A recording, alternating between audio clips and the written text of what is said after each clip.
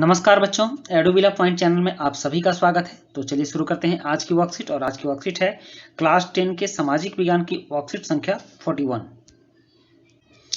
आज की वर्कशीट बहुत इंटरेस्टिंग है क्योंकि इसमें बहुत सारी जानकारियां हैं। तो यहाँ सबसे पहले दिए गए अनुच्छेद को पढ़िए और पूछे गए प्रश्नों के उत्तर दीजिए। तो चलिए इसको पढ़ना शुरू करते हैं। रोपण कृषि भी एक प्रकार की वाणिज्यिक कृषि है। तो सबसे पहले इन दो शब्दों को समझिए, रोपण कृषि क्या है और वाणिज्यिक कृषि क्या है।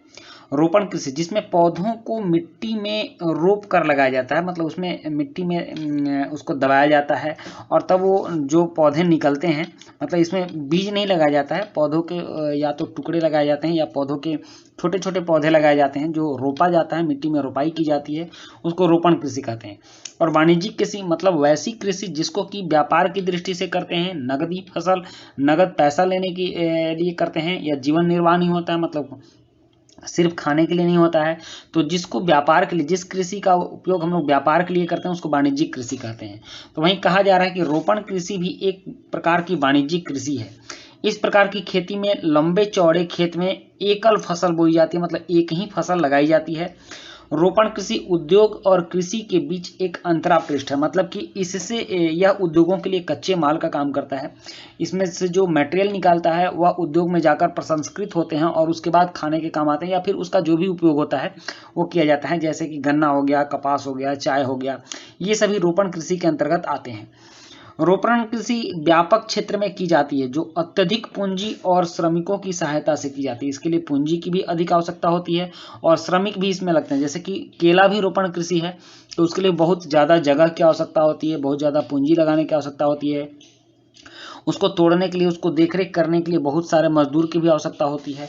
तो इसमें श्रमिकों की सहायता ली जाती है। इससे प्राप्त सारा उत्पादन उद्योग में कच्चे माल के रूप में प्रयोग होता है। भारत में कॉफी, चाय, कॉफी, रबड़, गन्ना, केला इत्यादि महत्वपूर्ण रोपण फसलें हैं। असम और उत्तरी बंगाल में चाय, कर्नाटक में कॉफी वहाँ की मुख्य रोपण फसलें हैं।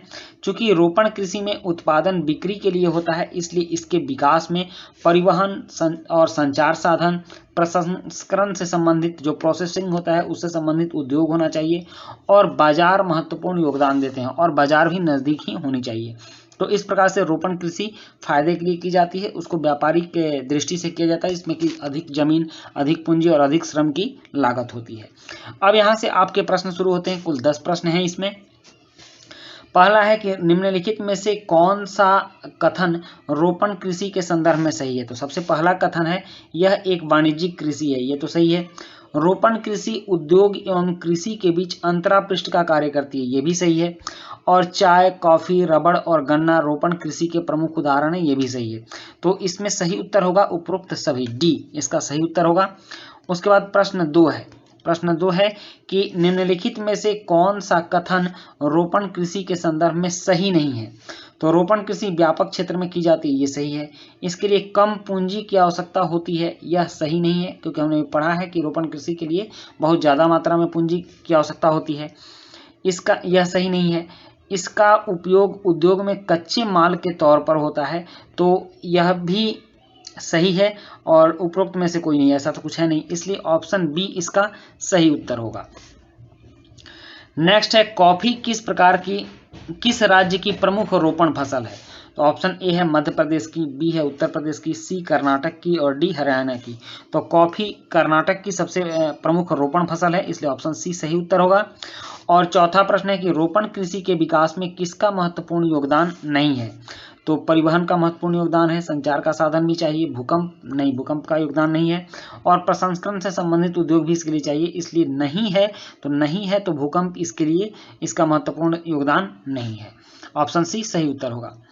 पांचवा है कि चाय किस राज्य की प्रमुख रोपण फसल है। तो ऑप्शन ए है उत्तर प्रदेश, बी है पंजाब, सी गुजरात, डी पश्चिम बंगाल। तो चाय है पश्चिम बंगाल की प्रमुख रोपण फसल, इसलिए डी इसका सही उत्तर होगा। और निम्नलिखित प्रश्नों के उत्तर दीजिए। जूसेपे गैरिबाल्डी ने अपना निर्वासन कहाँ व्यतीत किया था। तो जूसेपे गैरिबाल्डी ऑप्शन ए है उत्तरी अमेरिका, बी है दक्षिणी सूडान, सी है दक्षिणी अमेरिका और डी है ब्राजील। तो इसने अपना निर्वासन जीवन दक्षिणी अमेरिका में व्यतीत किया था, इसलिए ऑप्शन सी इसका सही उत्तर होगा।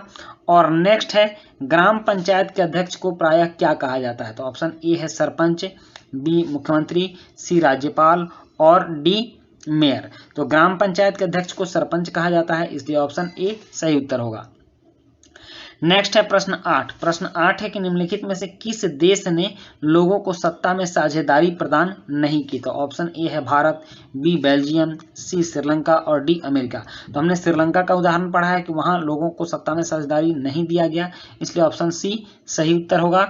और 9वां प्रश्न है कि भारत में समवर्ती सूची पर कानून बनाने का अधिकार किस सरकार को है? तो समवर्ती सूची पर कानून बनाने का अधिकार केंद्र सरकार और राज्य सरकार दोनों को होता है। तो ऑप्शन ए में सिर्फ केंद्र सरकार, बी में सिर्फ राज्य सरकार, सी में स्थानीय सरकार और डी उपरोक्त में से कोई नहीं। तो इसका उत्तर होगा उपरोक्त में से कोई नहीं, क्योंकि इन्हें दोनों को अधिकार होता है, केंद्र सरकार और राज्य सरकार दोनों को अधिकार होता है, और किसी ऑप्शन में ये दोनों नहीं दिया गया है, इसलिए ऑप्शन डी उपरोक्त में से कोई नहीं है, इसको हम लोग उत्तर चुनेंगे। और 10वां प्रश्न है कि झूम कृषि को मसोले के नाम से किस देश में जाना जाता है? तो ऑप्शन ए है ब्राजील, बी है अमेरिका, सी है मध्य अफ्रीका और डी है मैक्सिको। तो झूम कृषि को मसोले के नाम से मध्य अफ्रीका में जाना जाता है, इसलिए ऑप्शन सी सही उत्तर होगा। तो बच्चों, ये थी आपकी आज की बहुत ही आसान सी लेकिन ज्ञानवर्धक वर्कशीट। इसी के साथ ये वर्कशीट समाप्त होती है। वीडियो अच्छी लगी हो तो लाइक, सब्सक्राइब, कमेंट जरूर कीजिएगा। मिलते हैं नेक्स्ट वीडियो में। Thank you.